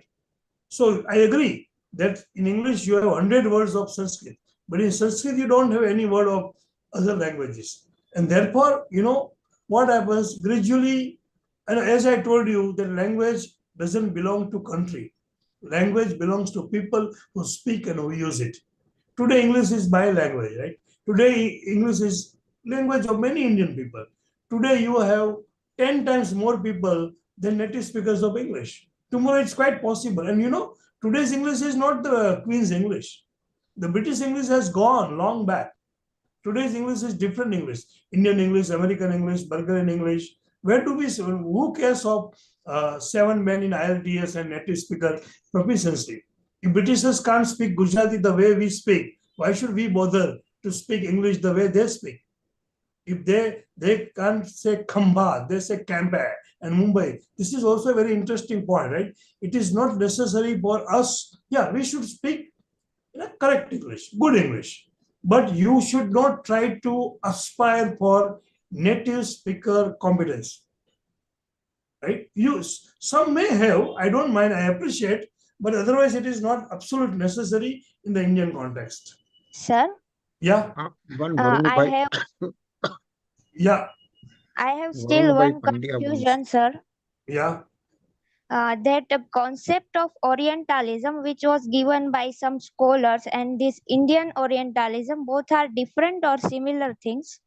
More or less similar. Look, you must understand, all concepts are created by the Britishers to divide the group, right? But the meaning of Orient, right? Orient is connected with the roots of India, right? And that is why, in my first slide, I had given the reference of Dr. Foster's, right? If you read Act 1, Scene 1 of Dr. Foster's, right? What does Dr. Foster says? That I will have them to fly to India for gold and ransom the ocean for Orient pearl. So the word Orient is very much there in the main discourse, right? And which means Orient means old, connected to India, not only, right, in the limited context. Okay, sir. There is one person, Varun Bhai Pandya. He Yeah, Yes, wants sir. to Please. put a question. Yes, Varun. Yes, sir. Good afternoon, sir. First Yeah. of all, sir, thank you very much. You unraveled and threw a lot of lights on the different parts which were dark. So I just wanted to ask my question in the context of net that whether we need to also prepare how the approaches or methods were taken from the teacher's side. For an instance, like grammar translation methods, audiolingual methods, So look, in the that context of is net a different. examination. I agree. That is a different point. Look, if you look at the UGC or GSET syllabus, right? Today, what I talked, right, is not about what you are trying to say. And if anybody has a syllabus on hand, you can see that your point number 6. Yes, sir. That is English in India. So whatever I have spoken, whatever I have discussed today, it is more or less connected with point number 6. What you are talking, that is a different thing. That is English language teaching. That is, I think, another point, if I'm not mistaken, right? Yes, absolutely. But I am just trying to make Yeah, it clear yeah. whether Actually, ideally speaking, for each point, you should jot down 10 books. The secret is very simple. For each point, jot down 5 to 10 books that I will read these books. 10 points, 10 questions, right? In GSET also, you know it very well, in NET also very well. So you have to identify, suppose English in India, so which 4 or 5 reference book I'll read it. So similarly for ELT, yes, but you have to prepare, right? You have to prepare all your methods, approaches, techniques, everything completely. okay, sir. Thank you.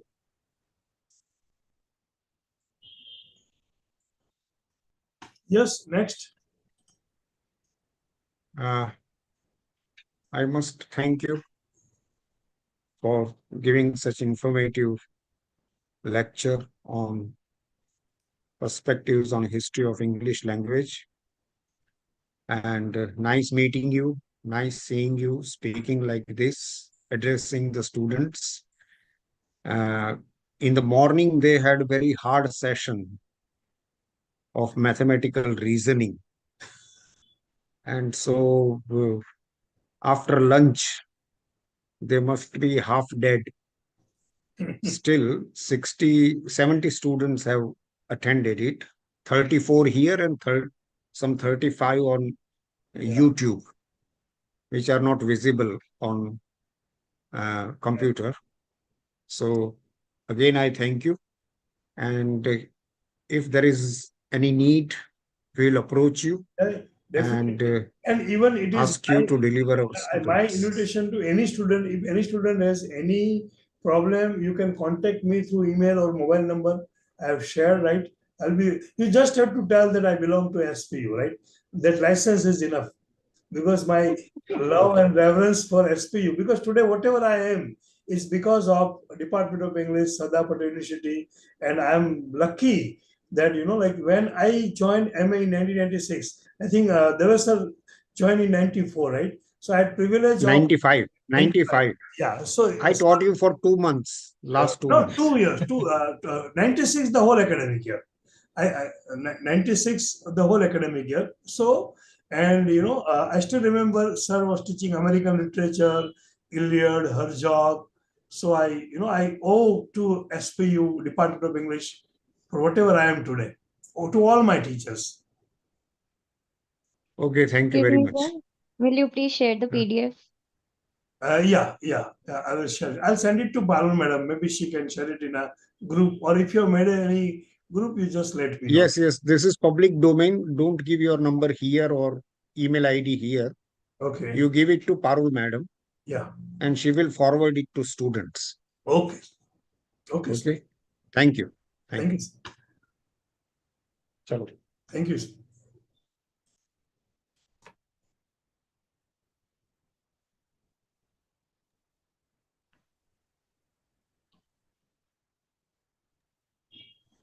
Uh, whether what's her name? Khushi has to make some announcement. There is a session tomorrow and only morning session. And it is the lecture of Akar Rohingya. And he is going to speak about mathematics and all that. So please remain present. In the afternoon, there is no session. And we tried our level best not to have session on Sunday.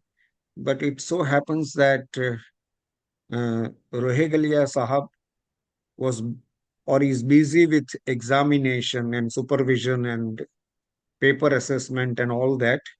So he couldn't find the time from Monday to Saturday.